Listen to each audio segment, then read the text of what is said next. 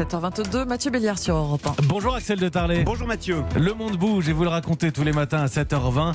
La voiture électrique décolle enfin.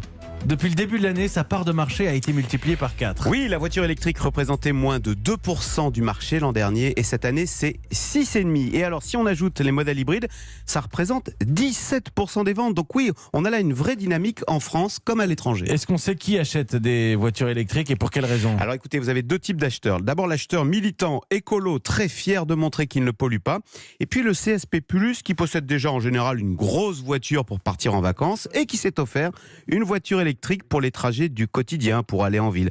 Donc c'est vrai, ça n'est pas encore un marché populaire, car la voiture électrique coûte cher, même si justement, avec ce boom des ventes en ce moment, cela veut dire que dans quelques années, il y aura un marché de l'occasion, donc des modèles beaucoup plus abordables. Car, et c'est l'un des points forts moins connus de la voiture électrique, à l'usage, elle coûte beaucoup moins cher. D'abord, il y a zéro poste, zéro dépense côté essence. Et puis la motorisation est beaucoup plus simple, donc nécessite moins d'entretien, moins de réparation. C'est pour cela que les entreprises également sont de gros acheteurs et représentent plus de la moitié des ventes. Donc on peut envisager une bascule assez rapide vers le tout électrique ? Eh bien écoutez, pourquoi pas ? Nos constructeurs s'y préparent. De toute façon, ils y sont contraints par des normes de plus en plus exigeantes.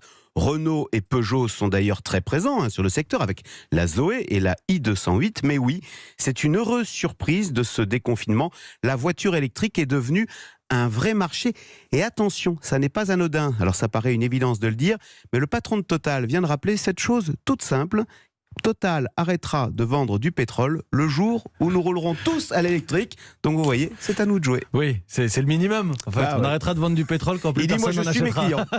Merci Axel de Tarlet, le monde bouge. Il est 7h23.